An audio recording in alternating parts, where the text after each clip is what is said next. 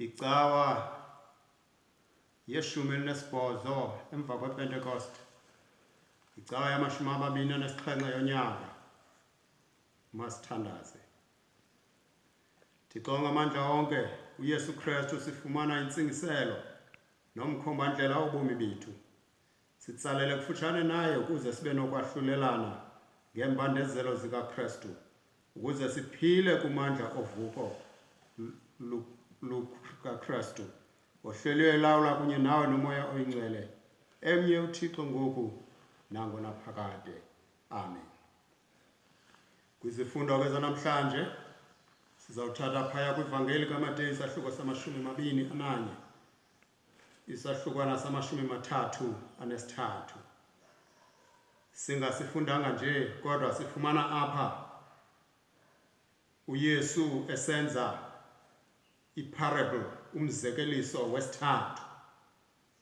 Lo mzekeliso ke uwenzela ababingeleli nabafarisi etempileni kusemveni kokuba uYesu Kristu engenile etempileni.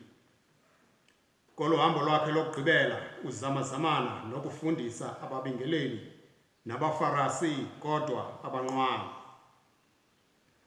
Kulo mzekeliso ke wesithathu ube unikile umzekeliso wokuqala kaYohane umbhaptizi, ebuza okokuba uYohane wayibhaptiza ngamandla avela ezulwini na okanye avela emhlabeni. Baphendula ke apho bathi asazi. Waphinda wanika umzekeliso wesibini ngonyana ababini. Emva koko ke ngokwenza lo mzekeliso wesithathu athi umnini esidiliya wathenga isidiliya wasakha waza waqeshisa ngaso. Esi sidiliya ekusakheni kwakhe singathi usibiyele nange-stop nonsense ngodonga oluluqilima. Kananjalo esi sidiliya usenze ukuze sibe nendawo yokuxovulela kwanendawo yokuphokozela iwayini ngokukuxovulwayo. Waqeshisa ke ngesidiliya wemka. Uyahamba ke umnini isidiliya lo athi emva kweminyaka kuba ngokwenkqubo yakwaSirayeli xa usenzile isidiliya waqeshisa ngaso ububuya uzoqokelela irent emva kunyaka wesihlanu. Uthi ke xa ebuya ethumela izicaka zakhe zingamkelwa zibethwe ngabantu baqesha isidiliya. Umane ukuthumela wamane ukuthumela kodwa ekugqibeleni ude wathumela unyana wakhe.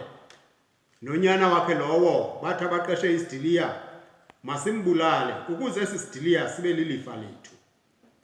Uthi ke uYesu ekugqibeleni abuze kubabingeleli nabafarisi okokuba umnikazi isidiliya nicinga uba xa ibuya uyawuthini na?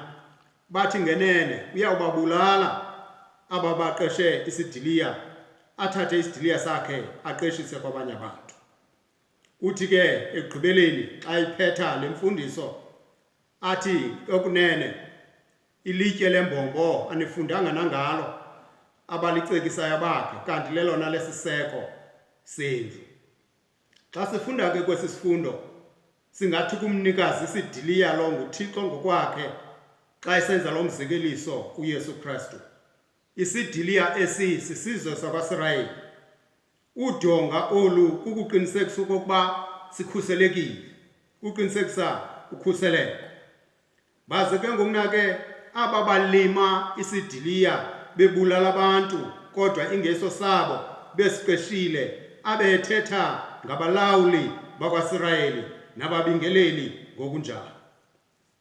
Izicaka amane ukuzithumela zimelwe ngabaprofeti abemane ubathumela uThixo kwesi sidiliya.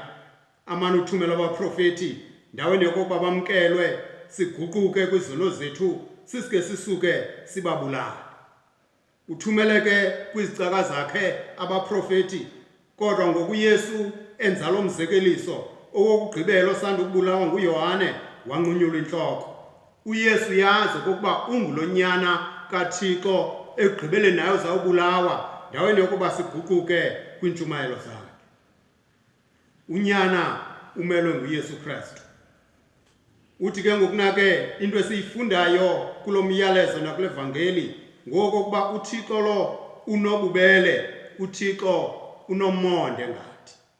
Uyasithumelela abaprofeti, asithumelela abashumayeli, kodwa abe nomonde, ube nomonde bebulawa, wanemonde kunqunyulwa inhloko kaYohane, wanomonde ebethelelwe emnqamlezweni uYesu ndaweni yokuba siguquke kwintshumayelo zakhe, kodwa uThixo usenomonde nanamhlanje. Kananjalo isibonakaliso ukuthi uThixo usithembile okokuba kwesi sidiliya sakhe uthembe thina siwenze umsebenzi wesidiliya zifumaneke iziqhamo. Kananjalo kusibona ifunda okokuba ekugqibeleni kodwa uThixo uzawugweba. Xa isithi umnini isidiliya uyabuya, ithetha ukuthi uYesu Kristu uzawubuya eze kugweba. Sele nikwe orders nguThixo ukuba ngoku makangabi ngomsindisi, makabe ngumgwebi. Sifunda ukuthi uYesu Kristu ngenene unguye unyana kaThixo kule vangeli. Kulapho sifumana isiqinisekiso ukuthi masingamjongi njengonyana kaYosefu, kodwa simjonge kananjalo njengonyana kaThixo. Sifunda ukuthi uYesu Kristu uye emnqamlezweni esazi okokuba ekugqibeleni naye uzawudibana nezo nkani zokokuba ndaweni yoba siguquke kwintshumayelo sukadibane nokuba bethelelwe emnqamlezweni.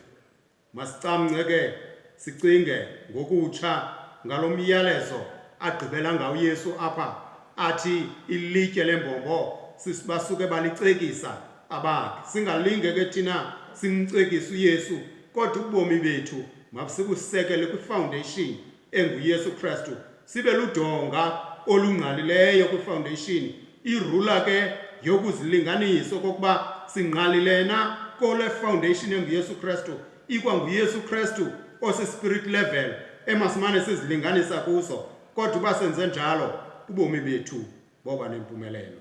NgoYesu Kristu inkosi yethu. Amen.